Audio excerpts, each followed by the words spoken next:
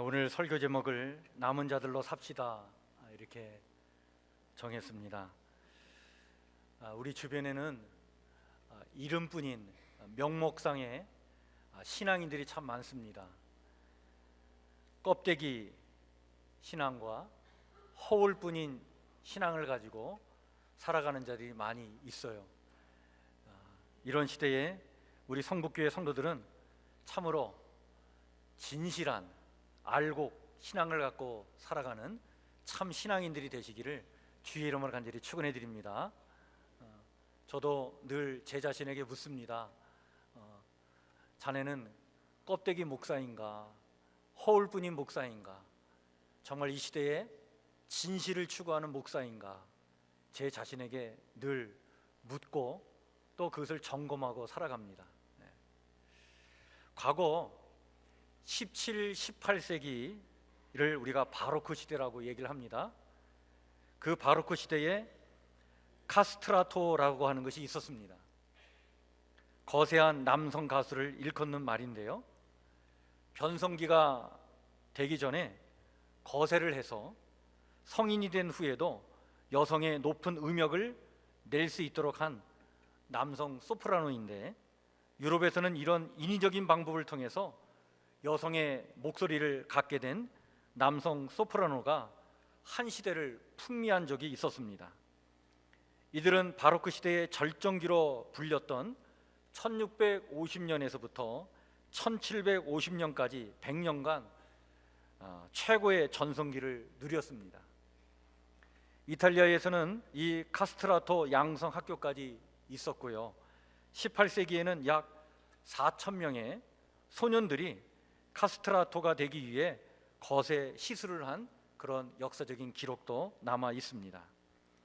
역사상 가장 유명한 카스트라토는 파리넬리라고 하는 이탈리아 출신 가수였다고 합니다. 바로크 시대가 끝나고 18세기 말 고전주의 시대로 접어들면서 이 카스트라토의 위상은 크게 위축이 되었습니다. 그 이유는 이 카스트라토보다 테너를 더 선호하는 풍토가 생겼고, 그리고 또 하나의 이유는 이 카스트라토의 유력한 후원자였던 당시 카톨릭 교회가 힘이 약해졌기 때문이라고 합니다. 사실 이 카스트라토는 카톨릭 교회에서 시작되었죠.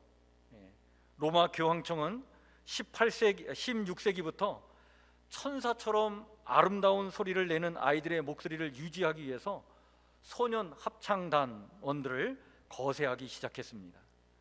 1903년 교황 비오 10세에 의해서 금지되기까지 이 카스트라토가 무려 400년 가까이 지속되었다는 것입니다. 여러분, 우리가 역사를 오늘의 시각으로 비판하기는 그렇지만, 그러나 하나님의 이름을 빙자하여 인간들이 자기들이 듣고 싶은 노래를 듣기 위해서 이런 것을 만들었구나 생각을 해보면 참 여러 가지 생각들이 이렇게 밀려옵니다. 어찌 보면 이것은 하나님에 대한 사랑, 또 하나님에 대한 신앙도 아니지 않겠는가, 그런 생각이 들죠. 왜 이런 생각을 갖게 되냐면, 만약 하나님께서 그렇게 소년의 미성에만 집착하셨다면 왜 하나님께서 변성기를 허락하셨겠는가, 이런 생각을 좀 해보게 됩니다. 그것은 인간이 원하는 그 무엇인가를 얻기 위해서 하나님을 빙자한 왜곡된 신앙이요, 허울뿐인 그런 신앙이 아니었겠는가, 이런 생각을 좀 해보게 됩니다.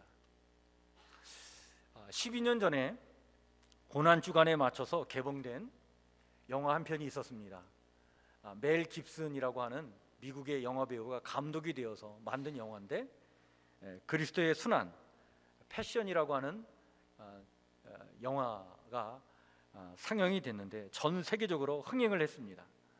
당시 이 영화로 이 멜 깁슨이라고 하는 감독이 6억 1천만 달러, 우리나라 돈으로 환산하면 7,320억 원의 돈을 벌어들였습니다. 물론 많은 돈을 번 것, 여러분들 이거 가지고 우리가 무엇이라고 말할 수는 없습니다.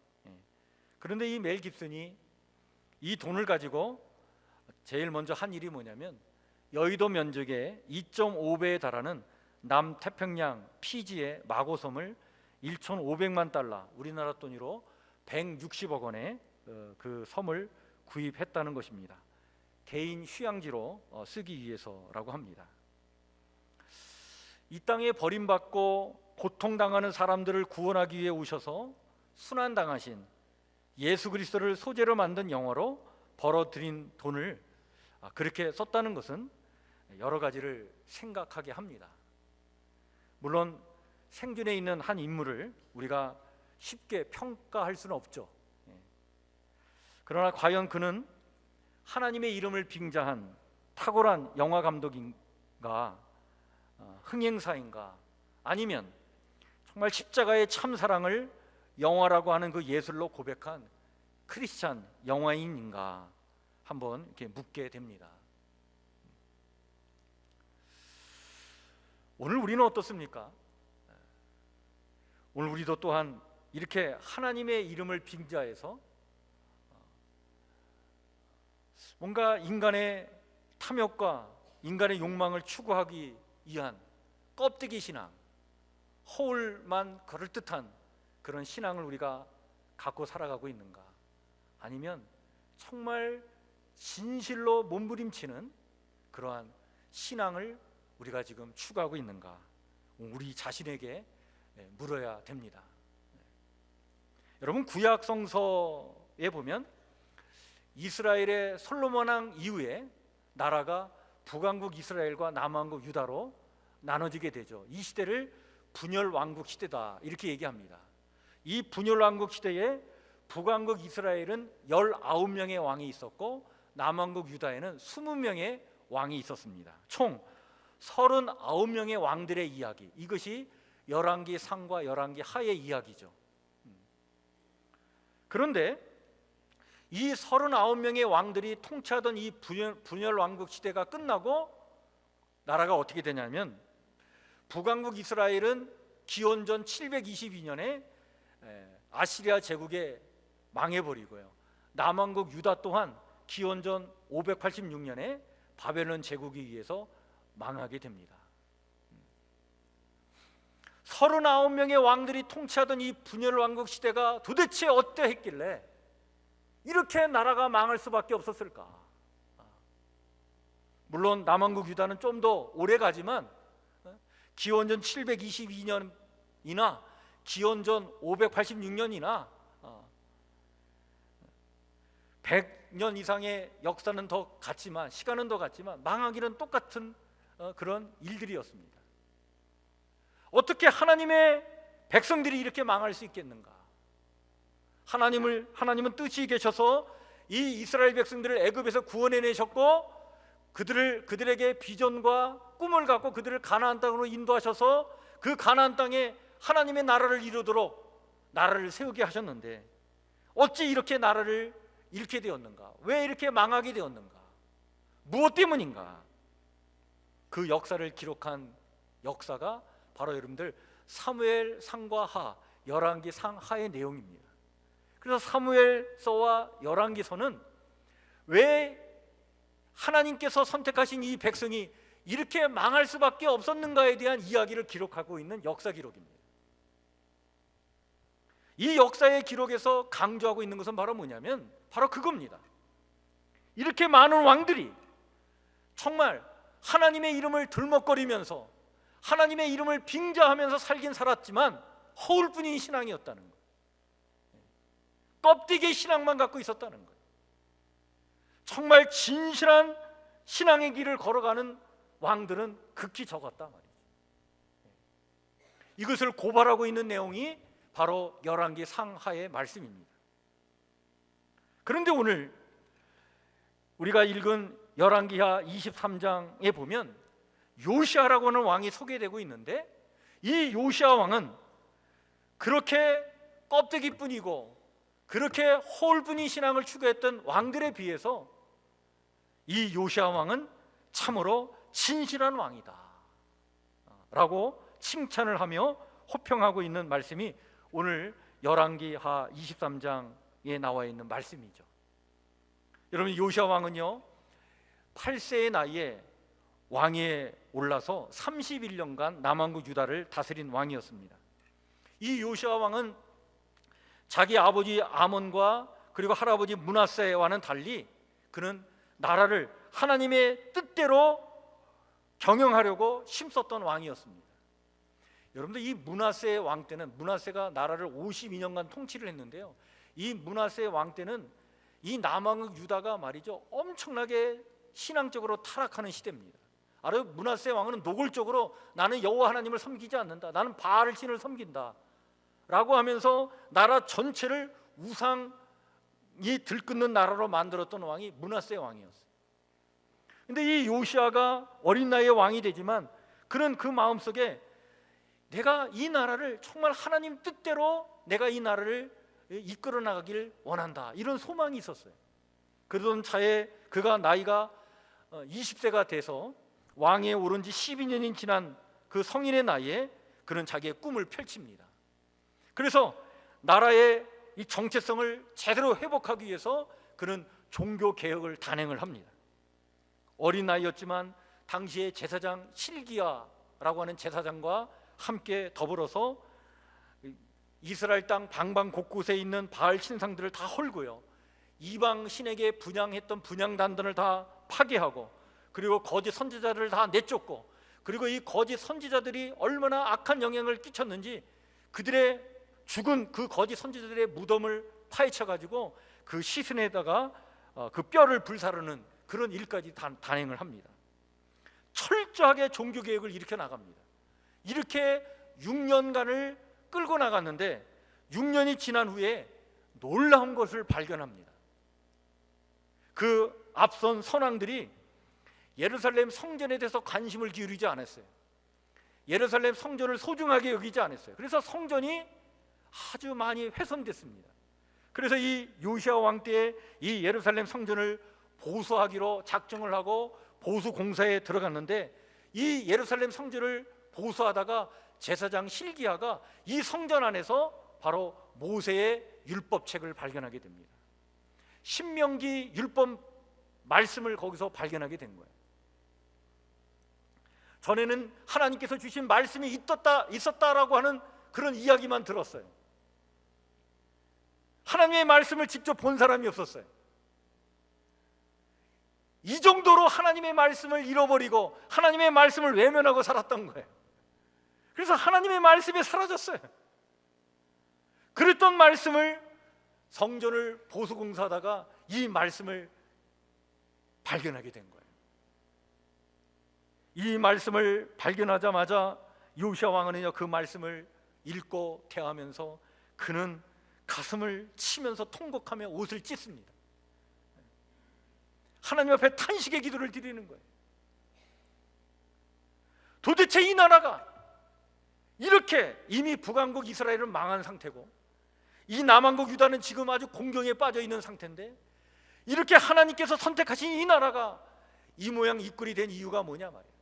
하나님의 말씀을 직접 찾아서 그 말씀을 대하고 그 말씀을 들어보니까 그 이유가 있었던 거예요. 그 원인이 있었던 거예요. 하나님은 이 백성들을 애굽에서 구원해 내셔서 가나안 땅으로 인도해 가셨습니다. 그 가나안 땅에서 이들에게 제사장 나라가 되는 비전을 이들에게 주셨어요.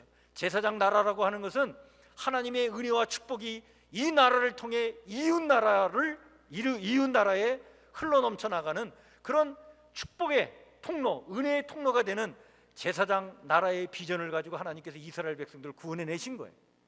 그 사명을 감당하도록 하나님께서 이들을 가나안 땅으로 인도하셨고 그 땅, 약속의 땅을 주시고 그 땅에 나라를 이루게 하신 거였어요. 그런데 이 하나님의 꿈과 비전을 다 잃어버린 거예요. 이 제사장 나라를 이뤄나가도록 하나님께서 주신 것이 바로 십계명 말씀이었습니다. 그 계명의 말씀을 지킬 때에 제사장 나라가 될 수 있다. 그래서 주신 그 말씀, 그 말씀을 이스라엘 백성들은 외면했고 버렸고 그 말씀 없이 살아갔던 것입니다. 그러니까 진실한 삶을 살아갈 수가 없었던 거예요. 하나님의 백성들로서 우리는 선민이다, 우리는 하나님을 믿는 백성들이다, 하나님을 들먹거렸지만 그러나 껍데기 신앙뿐이었던 거예요.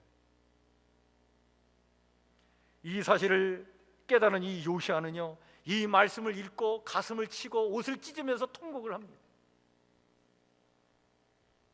그리고 제2의 종교개혁을 또다시 단행을 합니다. 알고 보니까 이스라엘 백성들이 사사시대부터 지금까지 유월절을 지키지 않았던 거예요. 여러분들, 유월절이라고 하는 것은 굉장히 중요한 의식이었습니다.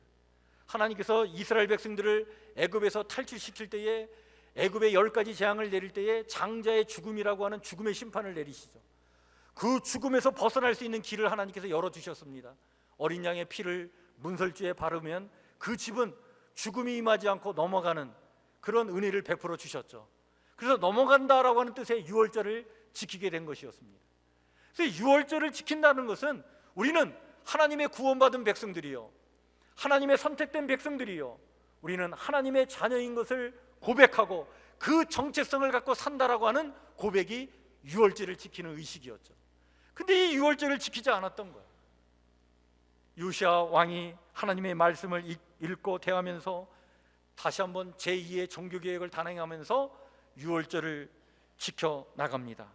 그리고 이스라엘 땅에 있는 하나님 앞에 혐오스러운 모든 것들을 다 제거하는 일을 단행을 하죠. 이런 요시아에 대해서 성경이 이렇게 평가를 하고 있습니다. 오늘 우리가 읽은 열왕기하 23장 25절 말씀인데, 여러분들 이렇게 말씀을 하고 있습니다. 요시아와 같이 마음을 다하며 뜻을 다하며 힘을 다하여 모세의 모든 율법을 따라 여호와께로 돌이킨 왕은 요시아 전에도 없었고 후에도 그와 같은 자가 없었더라. 껍데기가 아니라 알맹이를, 허울이 아니라 진실의 신앙을 추구한 왕이 요시아였다, 이렇게 말씀해주고 있는 거예요. 그러나 여러분, 이런 요시아의 개혁에도 불구하고 이미 뿌리까지 다 썩어버린 나라가 하나님의 심판을 피할 수는 없었습니다. 요시아 왕 이후에 유다 백성이 겪게 될 심판은 이제 새롭게 근동 지방의 패권을 잡은 바벨론 제국에 의한 멸망이었습니다. 그러나 하나님은 이 요시아 왕 때에 함께 활동했던 선지자 스바냐를 보내셔서 하나님께서 이렇게 말씀케 하셨습니다. 스바냐 3장 12절 13절 말씀이 그때 주어진 말씀입니다. 내가 곤고하고 가난한 백성을 내 가운데에 남겨두리니 그들이 여호와의 이름을 의탁하여 보호를 받을지라.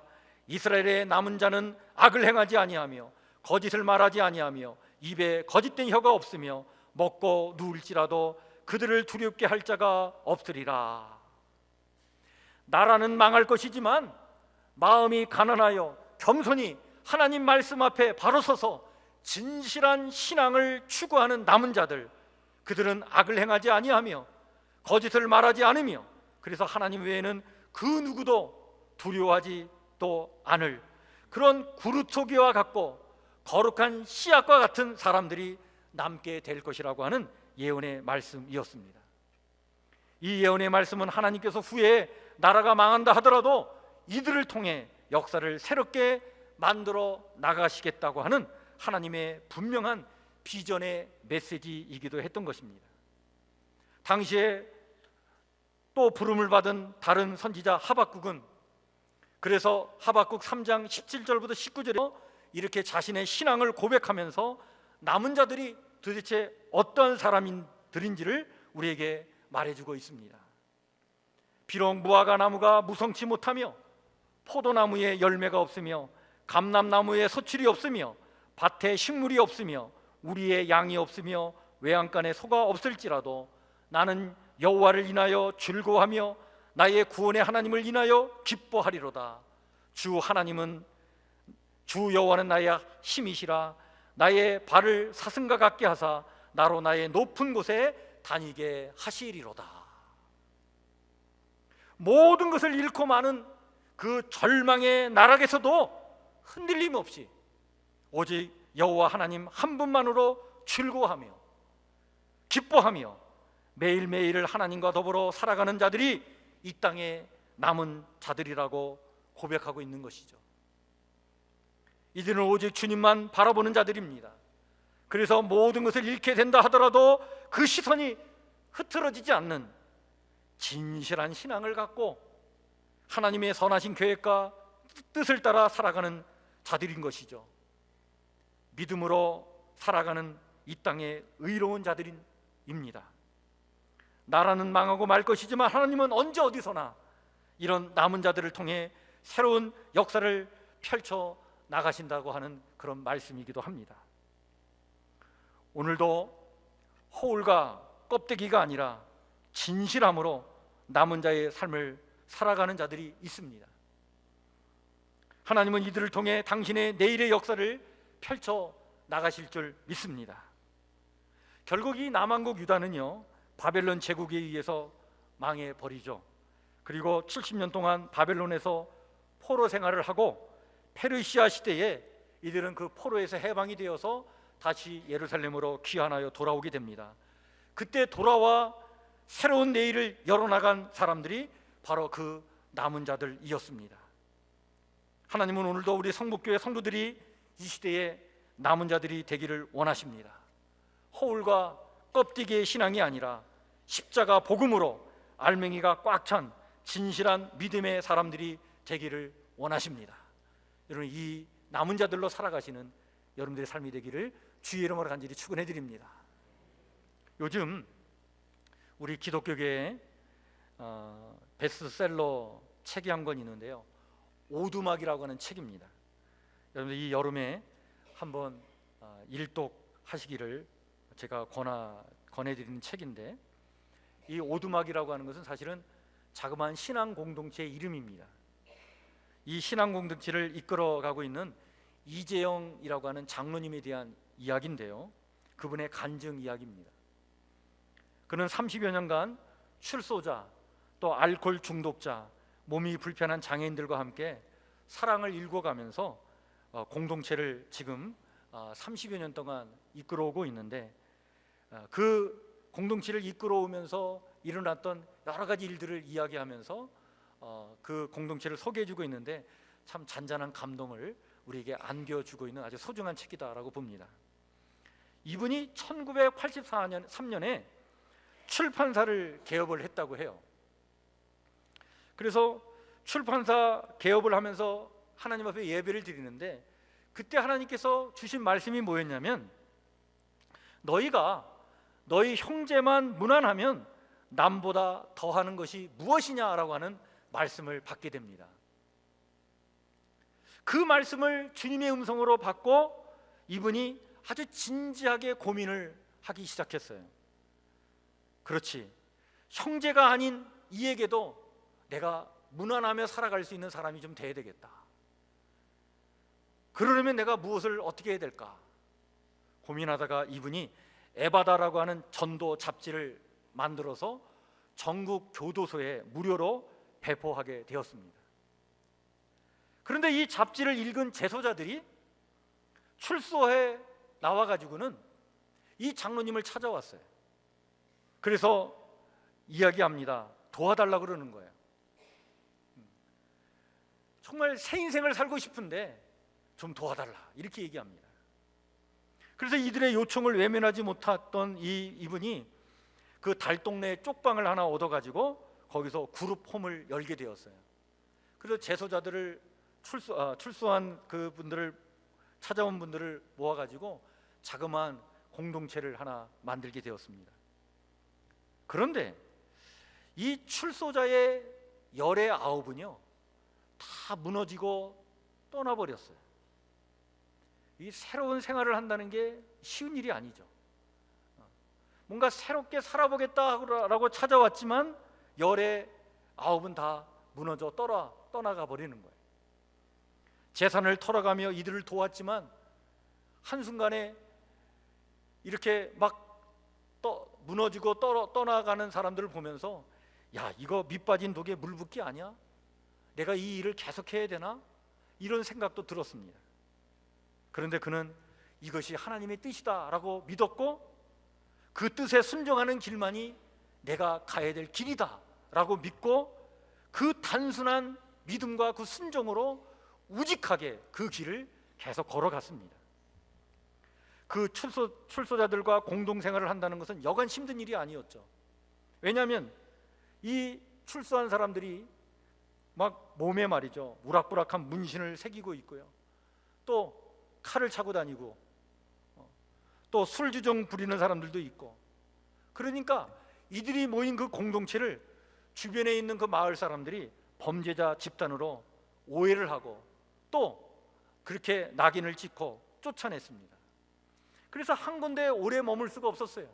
이것저것을 떠돌며 유랑을 하게 되었습니다. 그러다가 2006년에 경남 합천의 한 산골짜기에 보금자리를 마련했습니다. 그리고 그 공동체 이름을 오두막이라고 이렇게 지었어요. 그 이후로부터 지금까지 10년간 그 오두막에서 지금도 계속해서 공동체 생활을 하고 있는 이야기입니다. 이 공동체는 어떤 방식으로 운영이 되냐면 거기에는 장애인들도 있고 참 연약하고 부족한 사람들도 있기 때문에 그 공동체 안에 가장 느린 이의 속도에 맞추어 공동체 생활을 합니다. 그래서 하루 4시간만 노동을 해요. 그리고 나머지 시간은 자신을 위해서 쓰는 아주 단순하고 그리고 충만한 삶의 방식을 가지고 생활을 해 나갑니다. 뭔가 사람들을 막 몰아세우는 게 없는 거예요. 다구치는 게 없는 거예요. 아주 느린 속도로 가장 느린 자의 속도에 맞춰서 생활을 합니다. 하나님 앞에 단순하게 순종하고 생활도 단순하게 하고 그리고 거기에 찾아오는 모든 사람들에게 극진히 환대를 하는 그런 마음으로 공동체 생활을 합니다. 근데 이렇게 어떻게 보면 참 연약하기 그지없는 이 작은 공동체가 이곳에 찾아드는 사람들에게 기쁨을 주고요, 그들에게 영적인 치유의 은혜를 끼치고요, 그리고 힐링을 체험하는 그러한 공동체가 돼버리고 말았어요. 하나님께서 그렇게 은혜를 허락해 주신 거예요. 이곳에 찾아가는 사람들마다 많은 걸 느끼고 나온다고 합니다.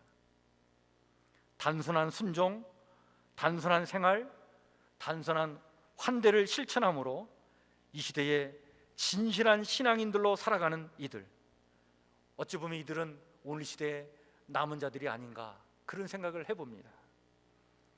이곳을 찾아가는 사람들이 이야기를 한다고 합니다. 왜 이런 일을 하세요? 그때마다 그 질문을 받는 그 오두막의 대표인 이재영 장로님이 이렇게 대답을 한다고 해요. 이유가 없어요. 우리는 이런 일을 하는 게 아니라 그저 이런 삶을 살고 있을 뿐입니다. 우리는 그리스도 안에서 한 몸이니까 그냥 함께 사는 것 뿐입니다. 그냥 함께 살아가는 거예요. 그 이상도 그 이하도 아닌 거죠. 이들은 이 진실한 신앙을 삶으로 살아내어서 하나님의 현존을 드러내고 있는 이 시대의 또 하나의 남은 자들이다, 이런 생각을 해봅니다. 오늘 우리는 어디에서 지금 남은 자들로 살아가고 있습니까? 허울이 아니라 진실한 신앙인들로 가정에서 그리고 직장에서 자신의 분야에서 이 시대의 남은 자들이 되시기를 주의 이름으로 간절히 축원해 드립니다. 많은 이들이 거침없이 불의를 행하고 악과 타협하고 거짓의 영에 속아 분별 없이 살아가는 이 시대에 하나님의 진리 편에 서서 남은 자들이 되어 하나님이 열어가실 미래의 소망의 씨앗이 되는 진실한 신앙인들로 살아가시기를 주의 이름으로 간절히 부탁을 드립니다. 그렇게 살아가도록 여러분 하나님의 은혜를 구하시길 바랍니다. 하나님의 도우심을 바라시길 바랍니다. 하나님의 능력을 힘입어서 그 좁은 길, 그 진실한 남은 자의 길, 그 길을 끝까지 달려가는 이 시대의 하나님의 거룩한 백성들 다 되시기를 주의 이름으로 간절히 축원해 드립니다. 기도하겠습니다.